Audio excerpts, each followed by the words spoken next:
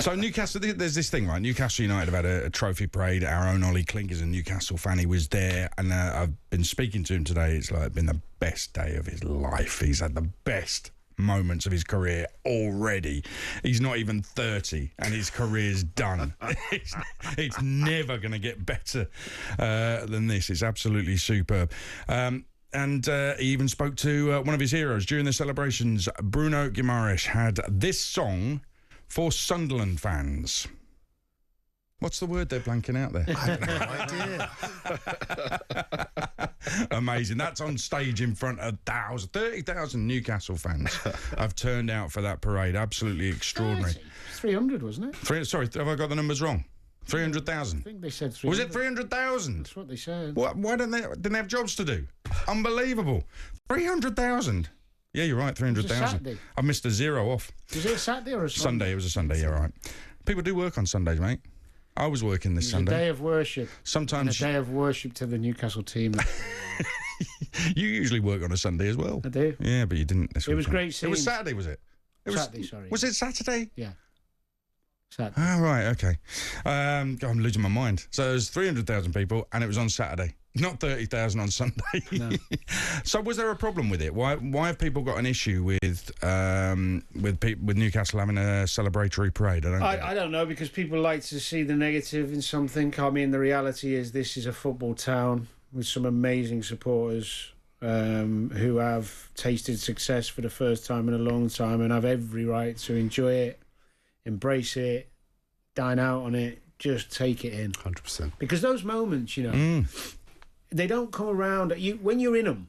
I remember doing a parade after we won the treble and going through Liverpool, and I think it was 500,000, I don't know. It was just ridiculous. It was an unbelievable experience.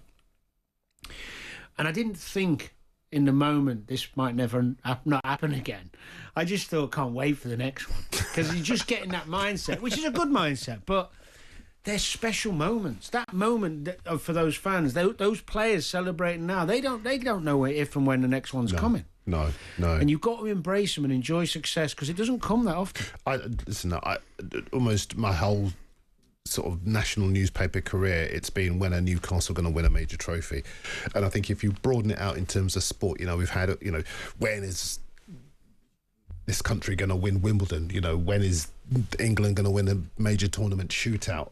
And these things are slowly being ticked off. And now we've got another sleeping giant now starting to wake up. And let's not kid ourselves, when Eddie went there, we know that other higher profile managers would have been offered to Newcastle, and some people would have said, this guy can get the best out of your players, that guy can get the best out of your players. I think Emery turned them down, didn't he? Emery turned them down, in the early stages, because the organisation wasn't quite there, but they've really sorted themselves out into a serious club.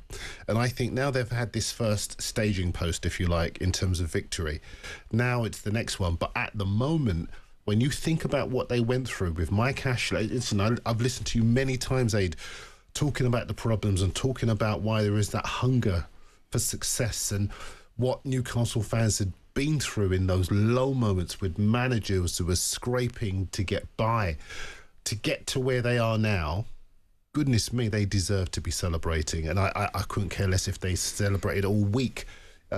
As far as they're concerned, they've been through it and they deserve these moments. I think if you don't support one of those traditional clubs that's had dynasties in decades and decades of success, like Liverpool, like Manchester United, like City have been doing in recent years as well, it's about moments. And when you support a smaller club, I'm not saying Newcastle is small, but a smaller club like I support, if you have a moment, you have to revel in it. 100%. What's the point in not?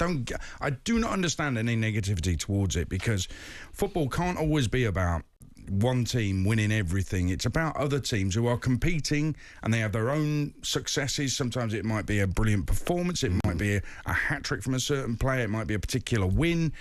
Sometimes it's this is a major trophy. It's all relative, for Newcastle. because I saw Scholes, I think, on one of the programmes he does, he kind of said, didn't he? I think they were talking about the statue or something, and he's like, what, for winning a League Cup?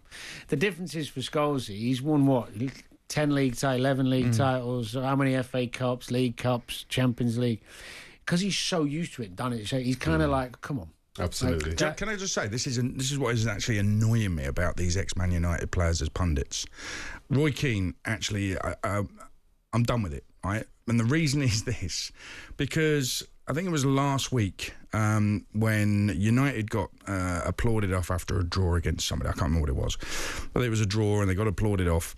And he was fuming, saying they would be booed off if they only got a draw and all that. And I'm like, mate, it's a completely different time.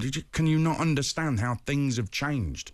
We get it. You lot were brilliant. We all know you were brilliant. Don't keep reminding us you were brilliant. We get it. Now there's a different thing being asked of these players, and if step by step along the way there are these little moments that they can say, actually, that's a positive. Why wouldn't you at least have that little moment to yourself? Do you remember when Klopp led the Liverpool players after the draw, 2-2 draw with West Brom? And they all did like the thing towards the fans and cheering and holding hands and running towards them and all that. For a draw against West Brom, I think it was. I think it was West Brom. And everybody was like, wow, what's going on? Well, he knew in his mind that was step by step and knew what it could be leading to in the end. Yeah, I think sorry, Darren. The only difference I'd say is that I think what Keane's probably highlighting is the fact that how far they've come, how bad it's got for them to be applauded off after a draw. But I take your point. I don't think with Scholes, by the way, he was kind of having a joke, tongue in cheek, but because he's pretty chilled out. I like him a lot, but if you've been in a mindset under a manager or at a club where you've won what those boys have won, it's kind of understandable you're going to have that way of thinking. Yeah. And actually, if you break it down, it's a great mindset. Yeah. No, it is. And it's a winning mindset. And you can only admire what those players did at Man United over a number of seasons. But if you listen to Eddie, time again. Eddie's the first to say it's next thing, yeah. Next, yeah. Yeah. But we're talking about fans here. They've got to have their moment. And players, those players, in terms of the Newcastle United history, they're there forever. Absolutely. But see, you say moment. I don't think this is a moment for Newcastle. I think they're a serious team for next season as well. I think they'll add. I think they'll learn from this. I think the hunger is there. They'll want to be better. When I talk about sleeping giant, you haven't invested and acquired all that ability and talent to just have a moment. I don't think this is, for example, Portsmouth winning the FA Cup in 2008. No, but the fans probably won't. They can't believe that yet because they've had. I agree with that. I think that they may feel it's a moment. Are you going early with your bold prediction here, by the way? Because it was Villa to win the title. Well, it wasn't to win. It was. I knew he was going to do that.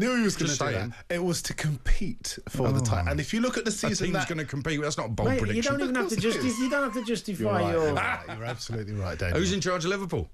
Yeah, shall we move on? Anyway, so Newcastle fans, if you want to carry on celebrating, then feel free. You don't have to ask anybody about it. On AM, on DAB, via the talkSPORT app and on your smart speaker. talkSPORT.